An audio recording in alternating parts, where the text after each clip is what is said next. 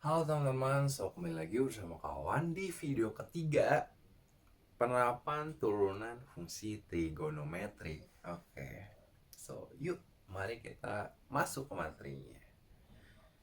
Nah, di video kedua ini kita bakal belajar bareng terkait kemonotonan fungsi trigonometri nih teman-teman. Nanti juga di akhir video kakak bakal kasih beberapa contoh soal untuk teman-teman lebih paham ya. Nah, mungkin sebenarnya kita tuh udah membahas ini nih secara tersirat sebelumnya. Tapi nah di sini kakak mau lebih apa ya menjelaskan lagi. Itu tuh namanya ini loh kemonotonan gitu ya. Nah, oke, kita masuk. Nah, secara grafik, kurva suatu fungsi adalah kurva mulus nih teman-teman. Sehingga fungsi monoton naik dan turunnya dapat dengan mudah dilihat nih teman-teman. Nah, maksudnya mulus dan mudah dilihat tuh apa sih? Nah, oke, kakak kasih gambarannya ya. Nah, bisa dilihat grafik ini memiliki lekukan-lekukan yang mulus nih teman-teman. Bisa lihat tuh, naik turun ya dari bukit ke lembah, itu mulus banget teman-teman. Dan dapat mudah kita lihat apakah sedang naik atau turun garisnya. Nah, bisa kita lihat ketika berada di selang A hingga B, garisnya turun nih teman-teman. Nah, di selang selain itu, ketika X kurang dari A atau X lebih dari B, garisnya naik. Nah, ini nih secara definisi matematisnya ya, kalau tadi teman-teman udah lihat gambarnya, nah sekarang ini secara matematisnya nih. Nah, sebuah fungsi f disebut naik, sedang naik gitu ya, pada selang L ketika X1 lebih kecil dari X2, maka Fx1 lebih dari Fx2. Lebih kecil dari Fx2. Begitu pula sebaliknya, suatu fungsi disebut fungsi turun ya, turun pada selang L jika saat X lebih kecil dari X2 ya, X1 lebih kecil daripada X2, maka Fx1 lebih besar dari Fx2 ya. Nah, jadi perspektif kita tuh di sini tuh dari kanan ya, dari apa ke kanan ya, ke lihatnya ke kanan. Nah, antara jatuh ke kanan atau naik ke kanan teman-teman. Nah, seperti di video pertama, untuk menentukan di interval tersebut tuh naik atau turun, kita melakukan eh, kita menggunakan turunan pertama dari fungsi tersebut. Nah, kita berarti melakukan penurunan ya, fungsinya. Nah, jika nilainya positif atau di atas 0, maka fungsi tersebut naik ya. Kita ambil pick salah satu titik di selang tersebut ya. Nah, kalau dapatnya positif berarti naik. Nah, jika nilai negatif atau di bawah 0, maka fungsi tersebut akan turun. Gitu teman-teman. Kalau teman-teman perhatikan juga ya, hasil dari turunan fungsi ini ada gradien garis yang menyinggung kurva di titik tersebut. Jadi ini juga merupakan salah satu metode dari teman-teman jika ditanya garis yang menyinggung kurva di titik tertentu. Nah, kita langsung ke contoh soal nih. Misalnya kita memiliki fungsi trigonometri cos x dan diberikan batasan intervalnya 0 hingga 360 derajat nih teman-teman. Kita diminta untuk mencari intervalnya saat fungsi itu naik atau turun nih. Kita ditanya intervalnya dari mana sama mana sih? Oke, pertama-tama kita cari turunan fungsi f-nya dulu. Nah, turunan dari cos kan minusin nih ya.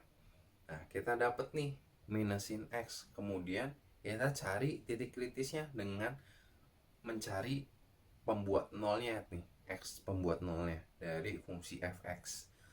dari turunan fungsi fx, sehingga kita mendapatkan 3 titik sudut nih teman-teman. 0, 180, 360.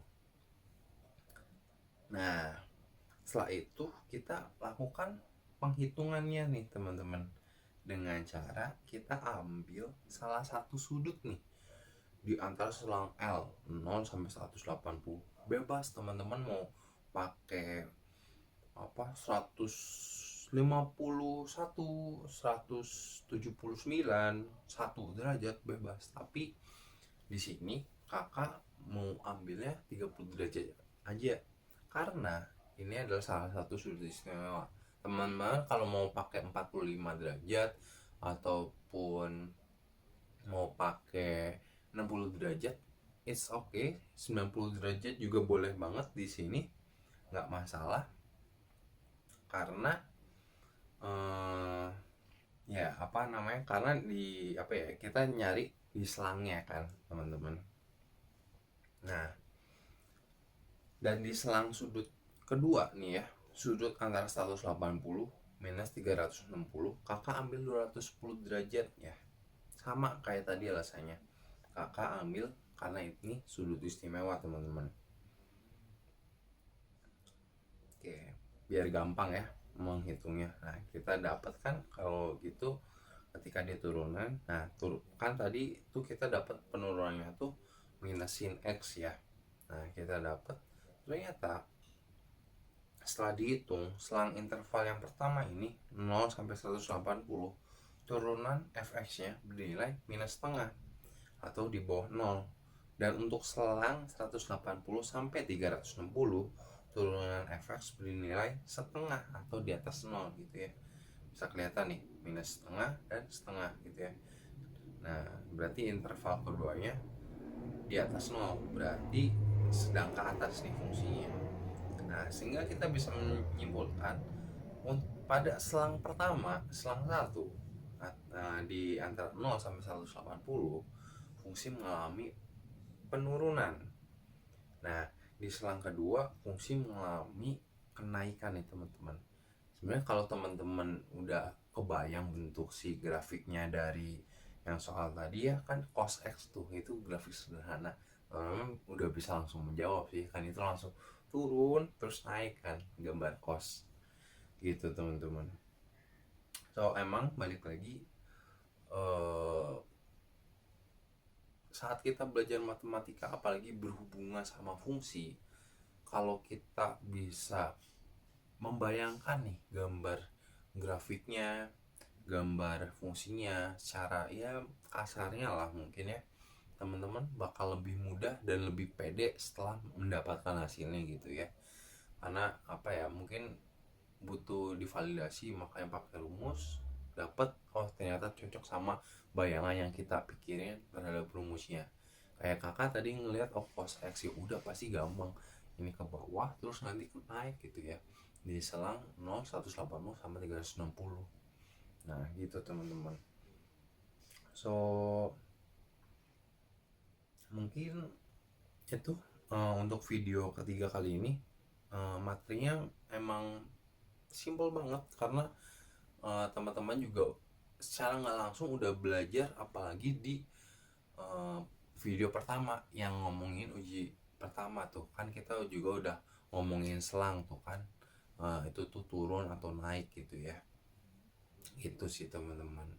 So itu aja untuk video ketiga.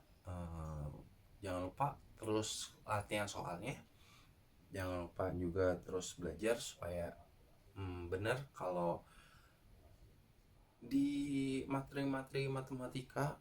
Kalau teman-teman banyak belajar, makin banyak belajar, teman-teman makin bisa lah apa namanya ngerjain soal-soalnya ya. Oke, so mungkin sekian untuk video ketiga dari penerapan turunan fungsi trigonometrik.